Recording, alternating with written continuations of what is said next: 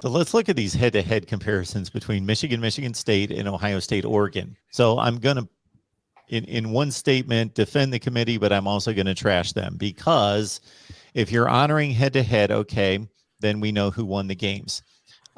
Once Ohio State and Oregon split after that game and went and played their individual schedules, nobody is going to debate who plays the tougher opponents. It's not even close. And who was more impressive against tougher opponents. And obviously that gap's only going to grow as Ohio State makes it through Purdue, Michigan State, Michigan in a Big Ten championship game. Otherwise, if they don't make it, it's null and void, versus what Oregon is playing right now, which is it's a horrendous schedule. Okay, so they honor the head-to-head there, even though Ohio State's resume is better otherwise, considerably better. Okay, Michigan, Michigan State, I can understand coming away from that game and saying Michigan's got some questionable calls against them. They outplayed them much of the game. They were on the road, all those things, which would point to, okay, we're going to go the resume route. But if any two teams have a more similar comparison to make, Ohio State, Oregon, they're playing practically two different sports. But you put Michigan, Michigan State, they've got three common opponents, and you really can't separate who was more dominant against those three common opponents: Nebraska, Rutgers, Indiana. Michigan State probably played a better non-conference opponent, especially the way they're playing right now, Miami, and won by 3 touchdowns. So I'm not getting where they can't honor that head-to-head, especially when there's an easier comparison to make between Michigan State and Michigan. That doesn't make sense to me. And again, Penn State and the opponents they've played, both beaten and lost to, and everything Tony just stated to clarify their situation, to put them against a Utah team that has the same record, that's lost to San Diego State, BYU, and Oregon State, which that's their Illinois loss right there. So if you're going to penalize Penn State, penalize Utah, and they've beaten nobody. UCLA's like their best win. Utah. Who have they beaten? Utah, UCLA, and Arizona State. Doesn't even come close to Penn State's performances and their schedule.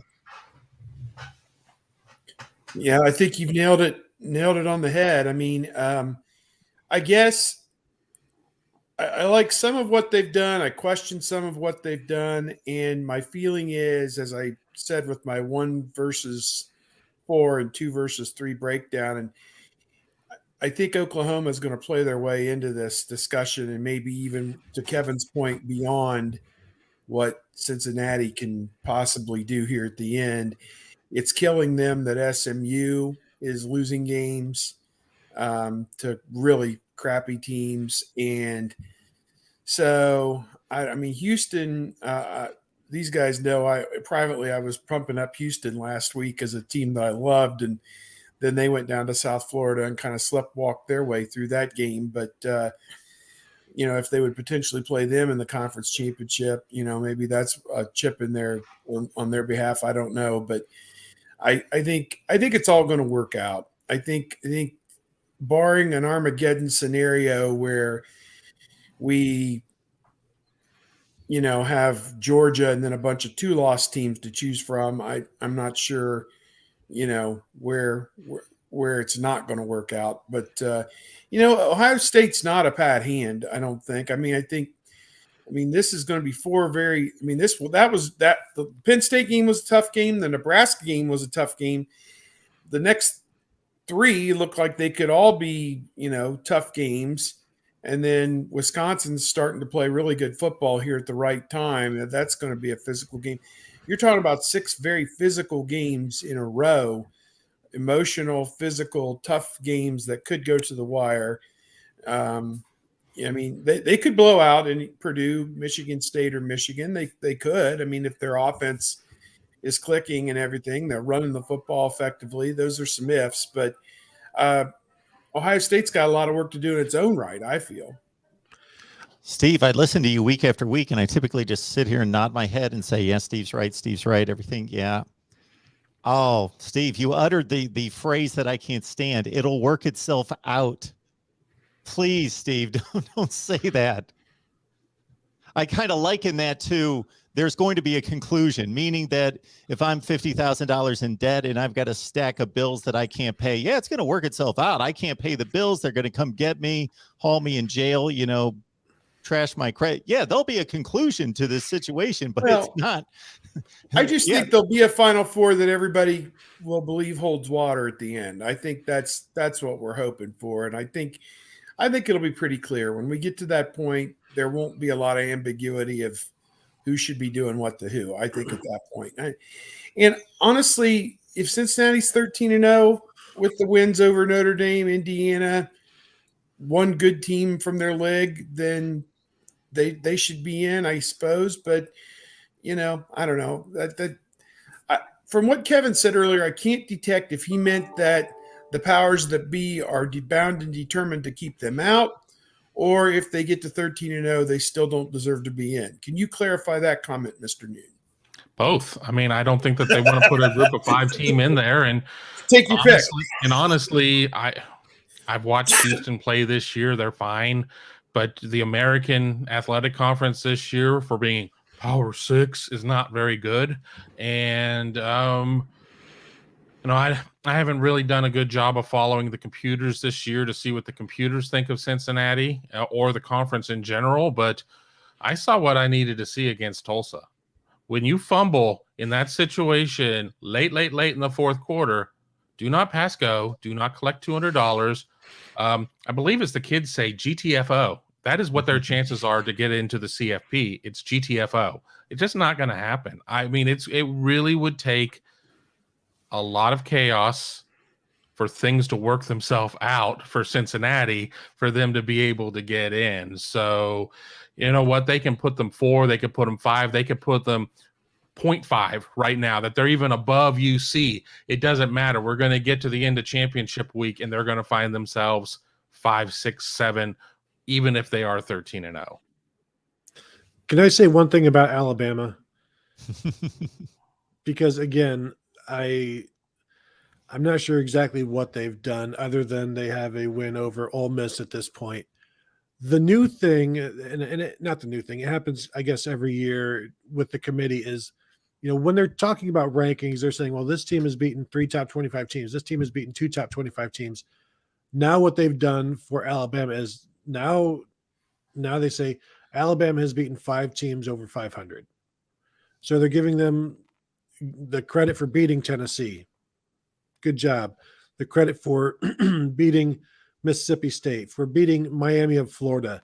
All of these, no, they're not good enough to be ranked, but we're still going to cite them and say, good job beating these teams that we don't think are good enough to be in the top 25. But you did it. They're over 500. All of these 5 and 4 teams that you've beaten, that's good enough to put you where you are. And it goes back to whatever justification they want to use for Alabama to get them where they need them. They will have whatever justification they need. And I am still not convinced that if it's a 2-loss Alabama and an undefeated Cincinnati, that it's going to be Cincinnati. I think they're going to do everything they can to have Alabama in this playoffs, because even if they lose another game, well, their losses are to Georgia and they hope a top 10 Texas A&M. So how can you penalize them? We've already seen they didn't penalize them for the loss to Texas A&M. I mean, they dropped them to 2. Where's the penalty? Show me the penalty. This has been time served, if you will. And now I don't. How damaging is a loss to Georgia? Do they drop 2 spots? How would you compare Ohio State's loss to Oregon and Alabama's loss to Texas A&M? I don't know that Texas A&M's not better than Oregon. Mm-hmm. No, I don't know that they're comparable. I think. I'm not asking for Ohio State to be number 2 either. Like be 4, be 5. That's fine. Just have some. Like there should be a cost to losing, and with Alabama there isn't. I agree. Alabama beat 12 football teams that had helmets and shoulder pads. So calm down. They've earned it. They're good. Kirk Herbstreit likes us. Our field is blue. There you go. That's a joke from an old school video. Yeah. One of those computer generated. I remember that. It was a lot of fun. I watched Alabama, against LSU, and I think it was obvious that they didn't take LSU seriously. They figured they could just throw their helmets with the A on the side, throw them out there on the field there at Bryant Denny, and everything was going to take care of itself, and it didn't. Jamison Williams, our guy, had his weekly highlight reel play, but otherwise, there's not as much special about that team. As Alabama teams go over the last 12 years of this amazing run, this one's probably around 7 or 8, I would say, if not maybe even a notch below that. So I don't know. But this is what's tricky about the. Yeah. Go ahead. So this they rushed for 6 yards against LSU. Second time this year they've been under 100 yards. And you know how I know this Alabama team isn't as good as past teams other than the results. Nick Saban is being nice as heck to them and is being as gracious as possible after wins, saying, this is a good win. LSU's tough. And this is not the first time he's done that this year. He's done that at least one other time, and just being, gosh darn, we're a young team, and we appreciate the wins. In past years, you beat LSU by like 3 or whatever, he's going to be hot as heck because he knows they should be doing better. Yeah. Now he knows, like, this is about as good as we are, which tells you how good he thinks they are. And it's like, there's concern there. Yeah, he was fritzing out on the sidelines a couple times in that game. And, he gets like that when he sees things kind of starting to go a little bit haywire. And it was obvious he was not happy. And I find it funny to see the passion that Big Itty Cookie Monster Orgeron was coaching with on the other side. I mean, he was reaming people out left and right. They got to be looking at him and like, bro, you're going to be out of my life in about 3 weeks. Why should I give a bleep one way or the other what you say? It was really kind of hilarious, but I don't know. Well, they played hard for him, and had they elected to kick a field goal the previous series, they would have been in line to kick a field goal to send it to OT that final drive. So I'm not criticizing the call because they were going for broke. What do they got to lose? Go for it on 4th down, 2 consecutive series, but it didn't work out, and they could have been kicking the game-tying field goal there at the end of the game. But Alabama didn't get penalized for losing, or for an unimpressive win against a 4-5 team, like other teams get penalized for. They're starting to collect some of those. Florida, now LSU, similar to Oklahoma's string of unimpressive wins against decent teams, okay teams.